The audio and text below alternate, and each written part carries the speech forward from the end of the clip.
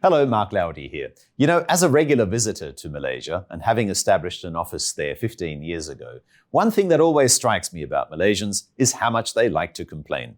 They like to complain about everything about their country. And while clearly every country has its problems and people elsewhere also complain about their home countries, the question for you is, what are you going to do about it? And that's exactly the topic of Bursa Malaysia's PLC transformation program, Guidebook 5, how you can contribute to nation building. So firstly, why should you, as a listed company, contribute? Well, those details are broken out in great detail over 114 pages of Guidebook 5, starting with some of these concerning charts. For example, the fact that Malaysia seems to have much slower growth compared to other countries in Southeast Asia. The compound annual growth rate of GDP per capita is up just 2.2% compared to Thailand and Vietnam to the north or Indonesia and Singapore to the south. Similarly, on a competitiveness rating, over the last 5 years ending 2019, Malaysia's Global Competitive Index ranking has continued to fall. And then there's also the question about governance. And what this chart shows you, and you can read for yourself in Guidebook 5, is the fact that Malaysia seems to be stagnant at best. So once again, why should you care as a chief executive, chairman, or member of a board of a Malaysian listed company? And the answer is here in this graphic you can also find in Guidebook 5, which shows that nation building, yes, certainly is to some extent the domain of government, but also society and you in business. And so what we'll cover in the next couple of minutes is how you can contribute to turning to some of those statistics that I reviewed just now around. Let's start, for example, with your size. The fact is that Malaysian listed companies number about 1,000. And the total value of all the shares added up on Bursa Malaysia adds up to more than the entire economic output of Malaysia per year. So clearly, you collectively have a very large influence on which way the nation goes. And so with that in mind, the question then becomes, what concrete steps can you take? And what role does society play in this as well? Society, community, the Malaysian people already have certain expectations of you to contribute to nation building.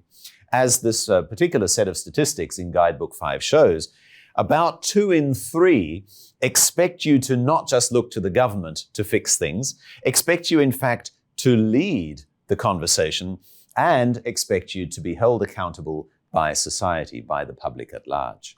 This is also borne out by some of the major investors, like this statistic from BlackRock investors, showing that you and the governance of you and your board rank about as highly as other forms of sustainability. And then there is this quote from BlackRock's own chief executive, Larry Fink.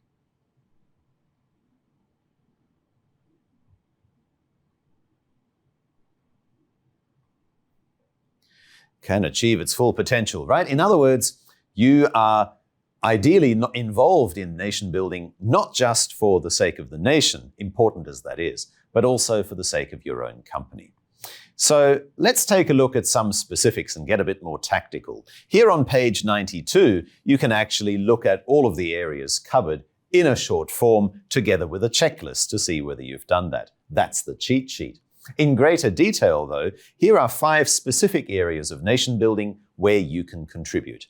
To summarize, the economy, productivity, talent, sustainability, and ultimately trust.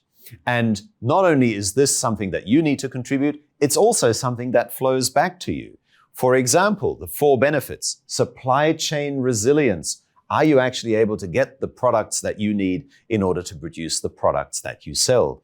Are you able to hire and keep your best talents? Do you have a reputation for being trustworthy? And ultimately, when you do these 5 things, or you contribute to these 5 things, these are the 4 things that come back to you. Enhanced business performance. That's, of course, why we're all in business, for being more productive, selling more, growing the business. So you can see that nation building actually comes back to you in very tangible ways. And those can be further broken down in three specific areas. There's the economic growth picture, the profitability growth picture. There is the future readiness, well-being, and talent of your talent and acquisition of your talent, and ultimately partnering with the public sector for public-private partnerships. So let's look at those in further detail as well. Starting here with public-private partnerships, there are some very specific imperatives that Guidebook 5 says that you should follow if you are following up with public-private partnerships. Upskilling and reskilling really highlights and tops the table in the talent acquisition and talent development column, along with diversity, equity, and inclusion, which I'll come back to. And also on the economic growth front, MSMEs, that is micro, small, and medium enterprises. Are you, for example, buying locally? Are you supporting small enterprises locally? Are you buying from local entrepreneurs? And are you undertaking the sort of research and development that will further build Malaysia into a knowledge economy? And those three are then represented again here in terms of your role in nation building. They all depend on you, on the board and management, and the way that you communicate to stakeholders, and ultimately then achieve the various nation-building outcomes, including the 4 benefits to you that I've already mentioned. Check out page 11 for this table and study it more closely. This graphic, this is what I like about the PLC transformation program guidebooks. They always have these very interesting and easy to read graphics showing where you are here in the middle, your relationship with startups and banks, your role in sustainability, and as well as your tie-ups with research institutions, all in order to export your products to the market. And delving deeper into each of those, you can see how all of this applies, how that ecosystem really comes together to build the nation. For starters, have you onboarded many of those micro, small, and medium enterprises? Have you awarded greater and greater contract values to local providers?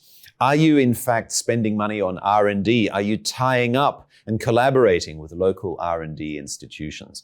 And down here, have you adopted digital technology, and are you partnering with local technology startups? So again, some very concrete things that you can do and look at. And let's turn the page then to page 64, where the same thing applies to the talent question, which I've already talked about.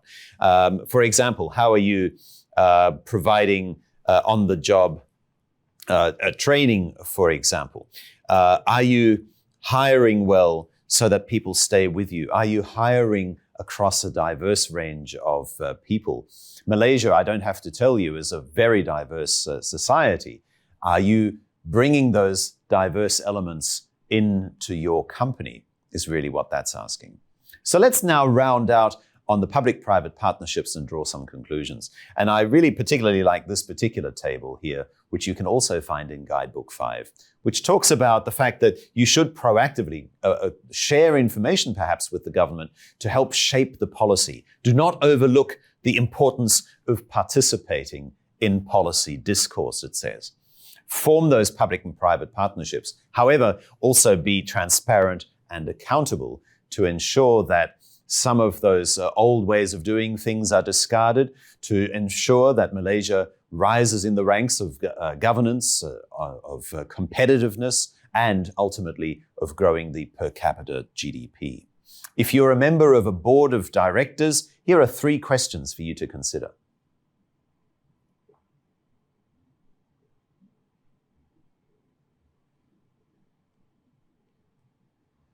And if you're in the C-suite, if you're one of the managers, again, 3 more questions you should ask yourself.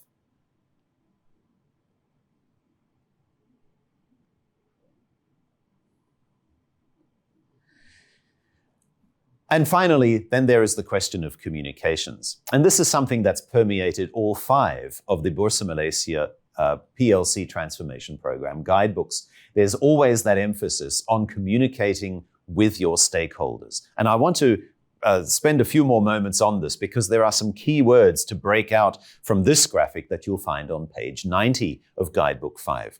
Firstly, there is about the section about progress and reporting.